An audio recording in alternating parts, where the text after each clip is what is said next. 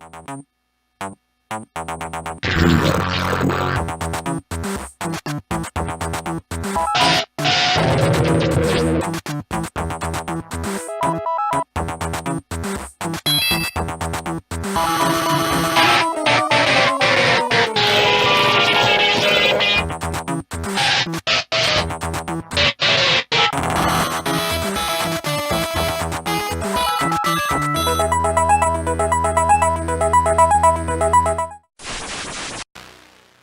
and welcome to another episode of WeAmError, and just a regular episode, not a retrocity. Thought we are gonna do some Warcraft today, but we're going back to some much more newer, shittier games. Let's have a look. Let's have a look.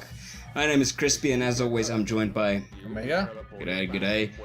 And we're looking here at Ubermosh, just a basic twin-stick shooter, just bullet hell game. There's not much to say about it, except that it's got a great soundtrack. That's about that. You die like really ridiculously quickly in this game as well. You only have like 4 hits you can take, and you immediately respawn or die after that. So it's like a little bit jarring, but nonetheless, you basically would just run about and just shoot and kill stuff. Kind of like Crimson Land. Pretty much. I mean, survival shooter thing. Maybe. I mean, I think Crimson Land really offers a lot more to the player than this game does. I mean, the player in Crimson Land, you know, has a lot more guns, has a lot more chance of actually finishing a level.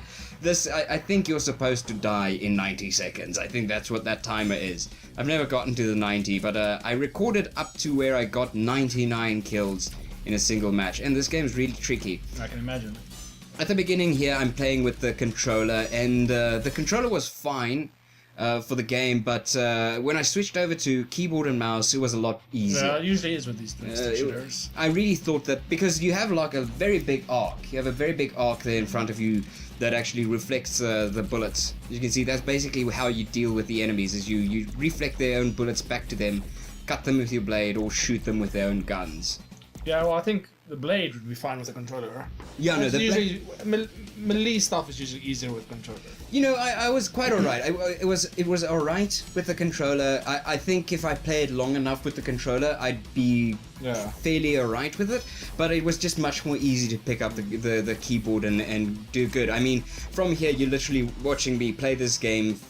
You know, the extent of my gameplay time with this game at this moment, I mean, was about 12 minutes. I didn't play it before I started it up and started recording this.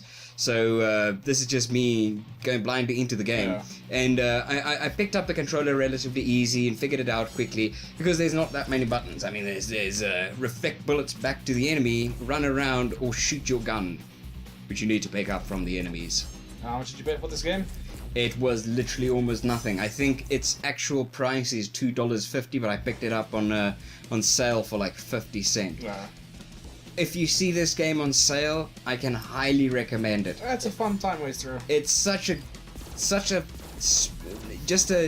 well greased machine. Is the best way for me to put this game. It's just you don't watch your character die every time. It's just this screen, and then you just keep on pressing A until it goes into the game again. That's what you want with this. Exactly. This isn't edited or anything. I mean, this is literally the amount of time it takes me to go from a mission to a mission. You know, but it's not like you get different missions. The game isn't like it offers a lot. It's a time waster. Exactly. It doesn't offer a lot. But I mean, if you're gonna pick this game up for less than $1, what are you gonna expect? Seriously, what are you gonna expect for a game that's less than $1? It costs less than, you know, a packet of bubblegum, for fuck's sake. Yeah. Another game I bought fairly recently is what's it called? Super House of Dead Ninjas, or House of Super Dead That's Ninjas. That's right. Yeah. I think it's a little bit more expensive than this game, I think, but it's also a time waster. But it actually offers a lot more content. Yeah, but you can play it for free. It's like a flash game that you can play for free in your browser. But if you want to play it like full screen, you can buy it on Steam for like a couple of bucks. And it's definitely worth it. It's a fun game, that one. Yeah, this last week or 2 weeks was kind of a lot of these very, very cheap games on Steam for sale. And I picked up like 10 of them for less than $10. You know, just a shitload of crappy cheap games. I mean, these guys certainly do put time into their game. I mean, this one released in 2015, but he had like a remastered edition that released this year. And the guy that makes this game, you did write his name down there. Walter or something. Walter Machado. Walter Machado. He seems to make all his own games, like, and all of them are like these cheapo, indie games. Cheapo small indie game, games. yeah. Very small indie games. I think cheap is is a harsh term. Yeah, it's a harsh term, Yeah. but I mean indie. Yeah, sure, indie. Indie is the polite word for you didn't spend a lot of money, did you?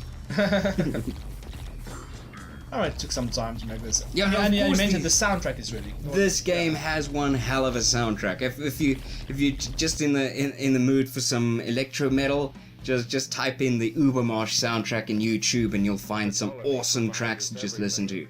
And this game just kicks off an awesome soundtrack there in the beginning with the menu song, which was awesome. No, not much to say. No, not that much to say. I mean, you're going to watch me lose a lot here for the next 12 minutes. You know what? I think that's actually a pretty good way of marketing a game. If I'm gonna be honest, I think if you're going to market a game, get somebody that's bad at the game to actually play the game. And then everybody's going to watch the video and say, I can do better than that. And they're going to go and buy the game. So you think you can do better than 99? Then go buy the game and, record it so that nobody else can watch it on the internet as well. But yeah, this game is featured on Twitch a lot. Yeah, I can imagine. Yeah, I know a lot of people play this on Twitch, but it's one of those games that people Twitch for like 12 minutes at a time as well, and just leave after that. Especially with people like difficult stuff, especially on Twitch. Of course, of course. I still don't understand Twitch. Like, I still don't understand why that it's such a successful thing. I can understand why people watch Twitch for, say, E3 coverage, or like, say, a world championship, or like an actual proper tournament between players. But just random people playing shitty games. It's like South Park said, people like commentary. Why do people like commentary? You get like these people though. I remember that you get people that. Before Twitch, they like actually watch people play games. I was never one of those people. I don't understand it. No. But sometimes when I'm bored, I do like to put on some Twitch, especially like some like Jerma here. Sometimes he streams live stuff, and it's pretty funny. The problem for me is like the problem with me is it's just the fact that it's you get like this 100% unfiltered content from Twitch.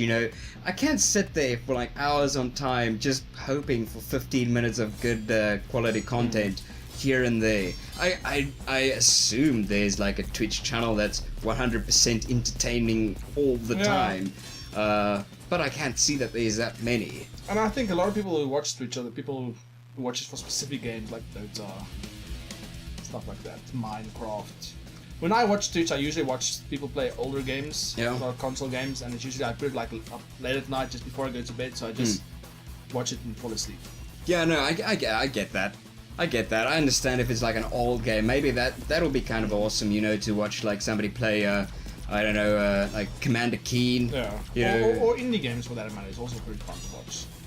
I mean, I saw Jerma. I watched Jerma play that. What's that game? That side-scroller roguelike where you go from ship to ship. Cryptalk. Yeah. And that was kind of fun to watch.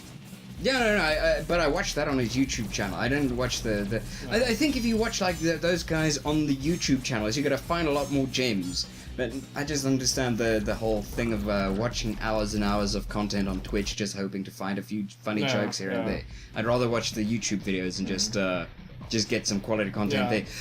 I figured out. I don't think our show is that much of a comedy show. It's definitely much more of an informational show, isn't it? And we don't know that much about anything, really. It's like somebody trying to make a documentary, and about something they didn't. But they kind of just read the National Geographic page on the African tribe that they're trying to make a documentary about. I think that's a fairly good idea of what our channel is. I mean, how many of these games have you played for longer than 15 minutes? No, not I mean, the one we did was Far Cry, and that one I literally played the amount of time that video was. We did the Way not so long ago, and afterwards I discovered that the game is I had a lot more to say after I put some more hours into the game. No, you mentioned that game does continuously get more and more dickish the further and further you get in the game. But you also mentioned that they released a few patches afterwards. Yeah. They fixed a lot of the nerfed a lot of stuff. That's kind of sad, you know, when they take back their word like that. Oh, we want to make a hardcore platformer, but it turns out it's too hardcore for you plebs. So we're rather just gonna dial it back a little bit. I never finished the game apparently, but I know they nerfed like the last boss fight. Maybe it was like so difficult it was impossible. Yeah. Could be, but I know they nerfed a lot of other stuff that I know I finished. I finished it with just some fucking perseverance and hard work and frustration. I recorded quite a few of these cheapo games that indie games that I purchased. I recorded a few of them, and many of them I'm gonna have to say, indie games are like basically a river of shit, and it's very difficult to find the gems in there. Ever since the indie game, boomed. I think it's not even just the fact that it's just indie games. I mean, there's always been indie games. Yeah. You just had to look hard enough. I mean, before Steam really caught up on the whole green light thing. I mean, we used to have browser games. That was kind of like our indie games. Yeah, and they always had like back in the random day. guys who made like games. Of course. But I think today it's much more people just cashing in on the whole retro thing. It's nostalgia. Remember that games looked like this and they kind of played like shit as well? Let's make it exactly like that. And that's just fucking horrible. If you make a game with those old school ideas in mind, you know, because the one example I gave you was the game Orcs. Yeah. The game Orcs I purchased also for 50 cents or something, and I played it, and in that game basically you can't walk and hit at the same time. You can't jump and hit at the same time. All the enemies, the second they touch you, you get damage. You know, and I mentioned to you that I find these as bad game mechanics. It's not necessarily retro. It's just bad mechanics that just came over from retro shit. But I don't think we're allowed to complain because the game is like fucking 6 cents or something. So I mean, you play that game. That's like a small. It's still no excuse for bad mechanics. That's all I'm saying. 60 cents, you know, means that the graphics is going to be shit. You had a pretty good idea, yet you just didn't have the money to, you know, put it into a picture. You know, but if you have bad mechanics, that's something that doesn't cost money. Tiny Barbarian is a lot like Orcs. I mean, it's 2D side-scroller, minimal graphics, and that's actually kind of fun. I love those types of games. Thank you, ladies and gentlemen, for joining us for another episode of WeAmError. I've been Crispy. Omega. There we go. Excellent. Thank you, Bob.